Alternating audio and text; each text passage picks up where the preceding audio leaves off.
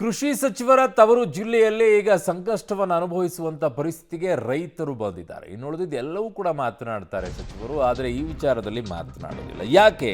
ಮಂಡ್ಯದ ಮೈಶುಗರ್ ಕಾರ್ಖಾನೆ ತಾತ್ಕಾಲಿಕವಾಗಿ ಸ್ಥಗಿತವಾಗಿದೆ.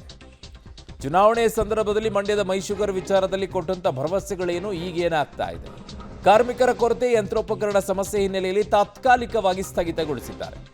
ಕಬ್ಬು ಬೆಳೆದು ಸಂಕಷ್ಟಕ್ಕೆ ಈಗ ಮಂಡ್ಯ ರೈತರು ಸಿಕ್ಕಾಕೊಂಡಿದ್ದಾರೆ. ಸಾವಿರಾರು ಎಕರೆಯಲ್ಲಿರುವಂಥ ಲಕ್ಷಾಂತರ ಟನ್ ಕಬ್ಬು ಕಾರ್ಖಾನೆ ಸ್ಥಗಿತಗೊಂಡಿದ್ರಿಂದ ಮುಂದೇನು ಅನ್ನುವಂಥ ಚಿಂತೆಯಲ್ಲಿ ಈಗ ರೈತರಿದ್ದಾರೆ. ಏನು ಮಾಡೋಕ್ಕಾಗತ್ತೆ? ಗ್ಯಾರಂಟಿಗಳನ್ನು ಕೊಟ್ಟಿದ್ದಾರಲ್ಲ, 2,000 ರೂಪಾಯಿ ಬರ್ತಾ ಇಲ್ವಾ ತಿಂಗಳಿಗೆ? ಬಸ್ಸಲ್ಲಿ ಓಡಾಡೋಕ್ಕಿಲ್ವಾ?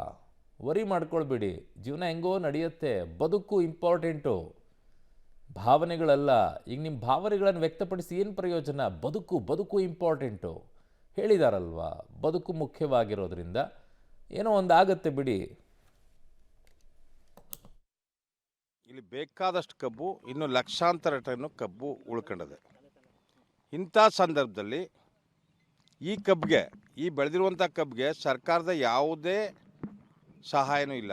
ಯಾಕೆಂದರೆ ಕಳೆದ ಸಾರಿ ಕೃತಕ ಬರಗಾಲ ಸೃಷ್ಟಿ ಮಾಡಿದಂಥ ಸರ್ಕಾರ ರೈತರು ಸ್ವಂತ ಖರ್ಚಲ್ಲಿ ಏನೋ ಒಂದು ನೀರಿನ ವ್ಯವಸ್ಥೆ ಮಾಡ್ಕೊಂಡು, ಬೋರ್ ಮಾಡ್ಕೊಂಡು ಸಾಲ ಸೌಲ ಮಾಡಿ ಬೆಳೆದಿರುವಂಥ ಕಬ್ಬನ್ನು ಇವತ್ತು ಮೈಶುಗರ್ ಕಾರ್ಖಾನೆ ನಮ್ಮದೇ ಅಂತ ಸರ್ ಕಡಿತಾರೆ. ಯಾಕೆ ಅಂತಲ್ಲ ಸರ್, ಅವ್ರಿಗೆ ಕಡಿದ 24ನೇ ತಾರೀಕಲ್ಲೇ ಫ್ಯಾಕ್ಟ್ರಿನೇ ಬಂದ್ ಮಾಡವ್ರೆ. ಈ ರೈತರು ಇಲ್ಲಿ ಮಂಡ್ಯ ಜಿಲ್ಲಾ ರೈತ ಇದರಲ್ಲಿ ಹೇಳ್ತೀನಿ ಸರ್, ಕಡಿಮೆ ಅಂದರೂ 30-35% ಕಬ್ಬದೆ ಸರ್. ಇನ್ನು ಅದು ಅವ್ರ ಗಮನಕ್ಕೆ ಬಂತೋ ಹೆಂಗೋ ಗೊತ್ತಿಲ್ಲ.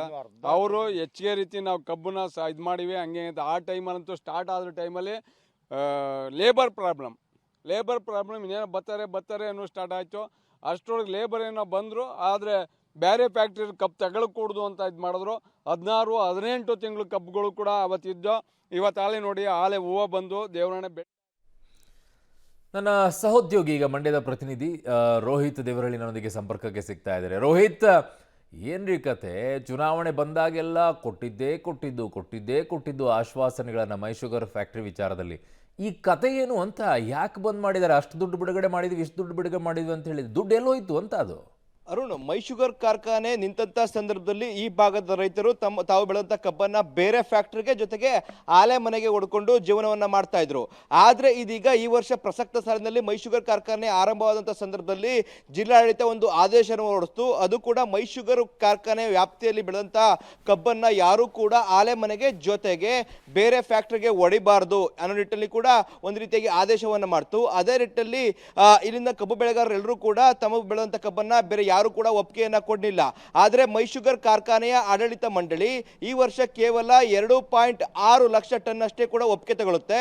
ಅದು ಕೂಡ ಕಾರ್ಮಿಕರ ಅಭಾವ ಮತ್ತೆ ಯಂತ್ರೋಪಕರಣಗಳ ಒಂದು ರೀತಿಯಾಗಿ ಕೆಟ್ಟು ನಿಂತ ಯಂತ್ರೋಪಕರಣಗಳಿದ್ದಾವೆ. ಆ ನಿಟ್ಟಿನಲ್ಲಿ ಕಡಿಮೆ ಕಬ್ಬನ್ನು ಒಪ್ಪಿಗೆ ಪಡ್ಕೊಂಡಿರುವಂಥದ್ದು.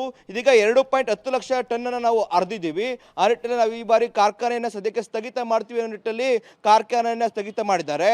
ಆದರೆ ಇನ್ನೂ ಕೂಡ ಲಕ್ಷಾಂತರ ಟನ್ ಕಬ್ಬು ಇದೀಗ ಒಣಗಿ ನಿಲ್ತಾ ಇದ್ದಾವೆ. ಜೊತೆಗೆ ಸೂಲಂಗಿ ಅಂದ್ರೆ ಕಬ್ಬಿನಲ್ಲಿ ಹೂವು ಬರುತ್ತೆ, ಅದನ್ನ ಸೂಲಂಗಿ ಅಂತ ಕರೀತಾರೆ. ಆ ಒಂದು ಸೂಲಂಗಿ ಬಂದಂತ ಸಂದರ್ಭದಲ್ಲಿ ಕಬ್ಬು ಸಂಪೂರ್ಣವಾಗಿ ಇಳುವರಿಯನ್ನು ಕಳ್ಕೊಳ್ಳುತ್ತೆ.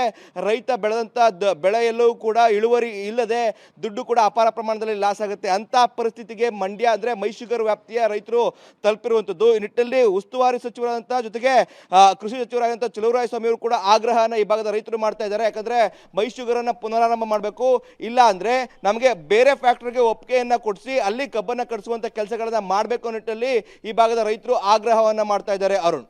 ಓಕೆ ರೋಹಿತ್, ನಿಮ್ಮೆಲ್ಲ ಮಾಹಿತಿಗೆ ಧನ್ಯವಾದಗಳು.